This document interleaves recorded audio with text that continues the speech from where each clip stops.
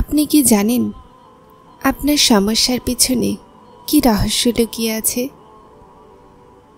আপনি কি কখনো অনুভব করেছেন যে জীবনের সমস্যার সমাধান করতে গিয়ে প্রতিটা রাস্তা বন্ধ নজরে আসে? যখন দোয়া করতে করতেও কোনো জবাব পাওয়া যায় না, তো মনের কি পরিস্থিতি হয়? আপনি কি কখনো ভেবেছেন যে যখন আল্লাহ চায় তো সব কিছু বদলাতে পারে? যে জিনিসগুলো আপনি এখনো পাননি, এটা কি সম্ভব নয় যে সেটা একদিন আপনার কাছে হবে? দোয়ার সফরে আমাদের এটা বোঝা প্রয়োজন যে যে মঞ্জিলের পরীক্ষা আল্লাহ করেছেন, সেখান পর্যন্ত পৌঁছানোর জন্য দুনিয়ার কোনো শক্তি আমাদেরকে আটকাতে পারবে না।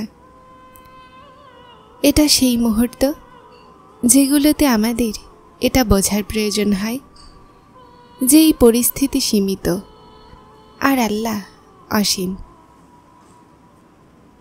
কোরআনের এক আয়াত আমাদেরকে এটা মনে করায় যে বিপদের সময় ঈমান আর সবরের হাত ধরে রাখুন,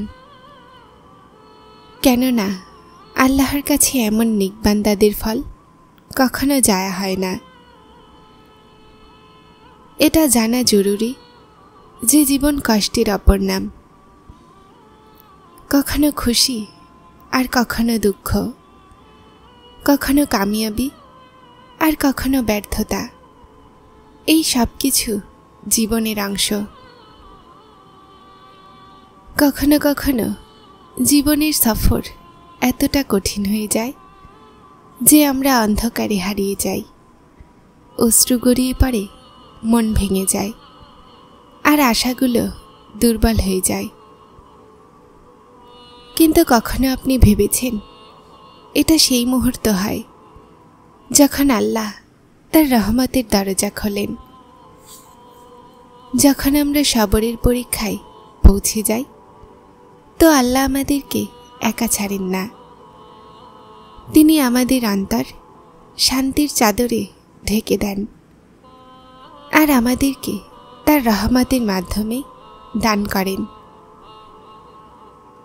আর মনে রাখুন, সবরের রাতের পরে সকাল অবশ্যই হয়।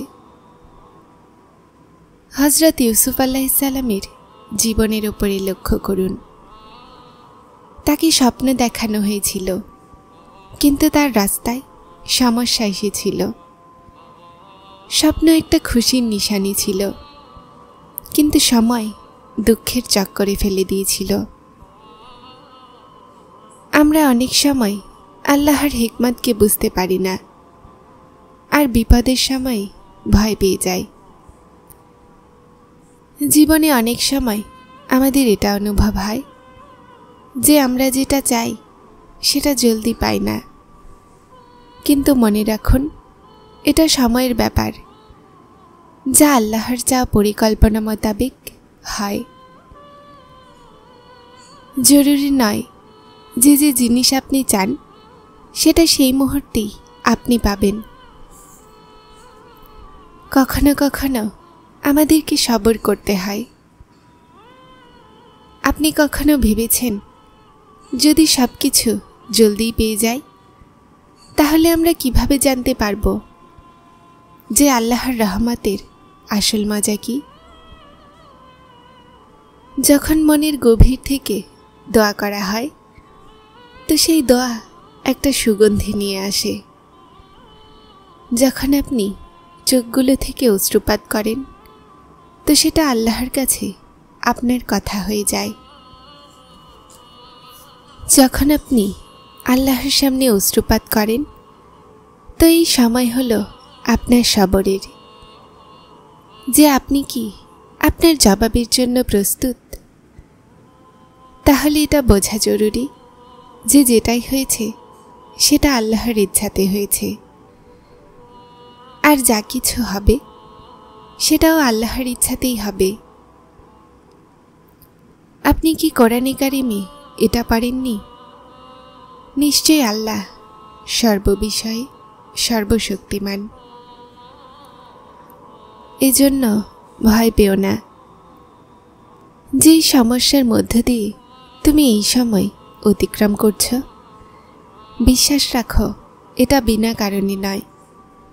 এটার পিছনে আল্লাহ কারিমের কোনো না কোনো রহস্য লুকিয়ে আছে, যা সময় আসলে তুমি জানতে পারবে। আর আপনি সেই সময় আল্লাহর শুকরিয়া আদায় করতে থাকবেন।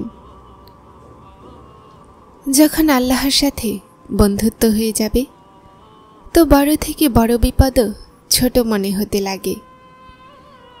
আপনি বিশ্বাস রাখুন আল্লাহর ওপরে, ইনশাআল্লাহ সব কিছু ঠিক হয়ে যাবে। আপনার মনে খেয়াল পড়ে আসে আর আল্লাহ পর্যন্ত প্রথমে পৌঁছে যায়।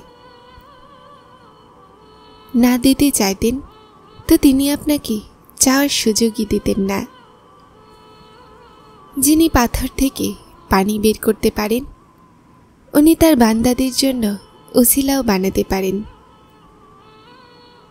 যখন কখনো পড়তে পড়তে উঠে দাঁড়াবে, তাহলে বুঝে নাও আল্লাহ তোমার দোয়াগুলোর মাধ্যমে তোমাকে ধরে নিয়েছেন।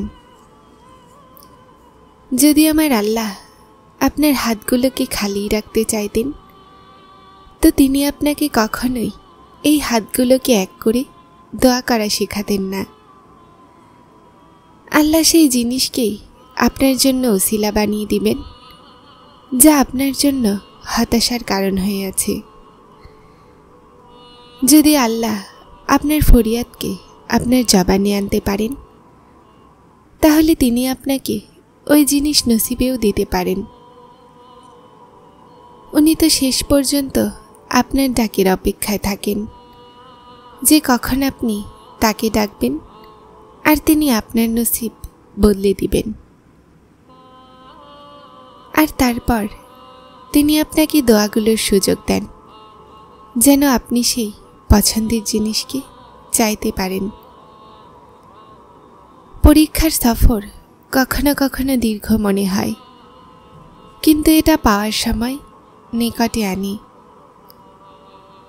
আল্লাহর খুব পছন্দ যখন আপনি আপনার সমস্যাগুলো তাকে বলেন, যখন আপনি নিরুপায় হয়ে তাকে ডাকেন, তো তিনি আপনার দোয়াগুলোকে শোনেন। যখন আপনি সব কিছু শেষ হওয়ার পরও আল্লাহর ওপরে বিশ্বাস রাখেন, তো তিনি আপনাকে দেখে হাসেন আর আপনার বিশ্বাসের লাজ রাখেন। তার হাসি আপনার মনের গভীর পর্যন্ত পৌঁছে যায় আর আপনাকে শান্তি দান করেন। জীবনের সফর হলো একটা পরীক্ষা, যেখানে মানুষ অনেক কিছু শিখতে পারে। কিছু মুহূর্ত খুব সুন্দর হয়, আর কিছু মনকে ভেঙে দেয়। কিন্তু মনে রেখো, এই দুনিয়া শান্তির জায়গা নয়। মানুষ এই দুনিয়াতে শান্তি তালাশ করে, কিন্তু অনেক ক্ষেত্রে ব্যর্থ হয়। ভালোবাসা আর শান্তি শুধুমাত্র আল্লাহর কাছে পাওয়া যায়। জীবনের উদ্দেশ্য আল্লাহর সন্তুষ্টিকে পাওয়া। যখন মানুষ আল্লাহর ভালোবাসায় ডুবে থাকে, তো তার জীবন সুন্দর হয়ে যায়। আল্লাহ মানুষকে সেখান থেকে দান করেন যেখান থেকে তারা আশাও করে না। যখন আমরা অনুভব করি যে আমাদের পরীক্ষাগুলো শেষ হচ্ছে না, তো আমাদের এটা জেনে নেওয়া উচিত যে আমাদের আল্লাহ আমাদের জন্য উত্তম জিনিস লিখে রেখেছেন। তিনি আমাদেরকে কখনোই ছাড়েন না। আমরা কতটাই গুনাহগার কেন না হই, মনে রাখুন আল্লাহর ভালোবাসা এতটাই বিশেষ যে যখন আমরা বিপদে থাকি, তো তিনি আমাদের সাহায্যের জন্য হাজির হন। যদি আপনি অনুভব করেন যে আপনার পরীক্ষাগুলো দীর্ঘ হয়ে গেছে, তাহলে জেনে নিন যে এটা আল্লাহর নিকটে যাওয়ার রাস্তা।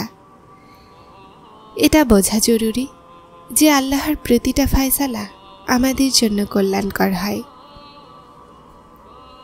যখন আমরা আল্লাহর উপরে বিশ্বাস রাখি তো সব জিনিস ঠিক হয়ে যায়।